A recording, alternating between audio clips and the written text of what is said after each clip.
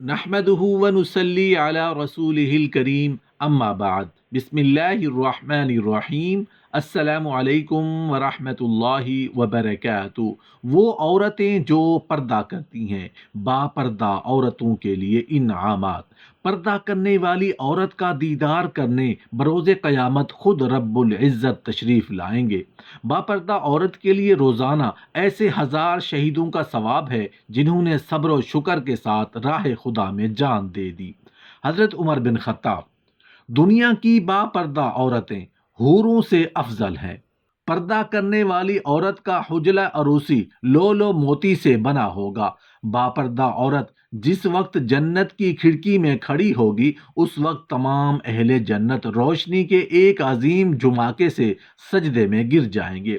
پردہ کرنے والی عورت جنت کے گلابوں سے بنائی جائے گی۔ با پردہ عورت کے چہرے کی روشنی سورج کو ماند کرے گی اور کائنات معطر ہو جائے گی۔ با پردہ عورت کے تھوک کی مٹھاس سے 7 سمندر شیریں ہوں گے۔ با پردہ عورت کے سر کا تاج دنیا و ما فیہا سے بہتر یاقوت احمر کا اور جڑاؤ اور مرجان سے۔ با پردہ عورت اگر دوپٹہ فضا میں لہرا دے تو سورج بے نور دیے کی طرح ہو جائے۔ با پردہ عورت کی مسکراہٹ سے جنتیں جگمگاتی ہیں۔ با پردہ عورت کے بدن کی خوشبو 50 سال کے سفر سے محسوس ہوگی۔ با پردہ عورت کے حسن میں ہر گھڑی 70 گنا اضافہ ہوگا۔ با پردہ عورت کا حجلہ عروسی لولو موتی سے بنا ہوگا جس پر نور کے 70 پردے ہوں گے۔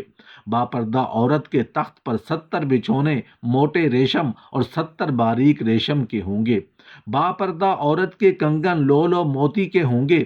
با پردہ عورت کے جگر پر نور سے لکھا ہوگا: اے حبیب، تو میرا اور میں تیری۔ با پردہ عورت کی مانگ کی چمک عرش اعظم تک جائے گی۔ با پردہ عورت کا شوہر بے پناہ روب و حسن سے 40 سال تک سکتہ میں آئے گا۔ قیامت کے دن پردہ کرنے والی عورتوں اور حوروں کا مناظرہ ہوگا جس میں اللہ تعالیٰ دنیا کی عورتوں کو غالب کر دیں گے۔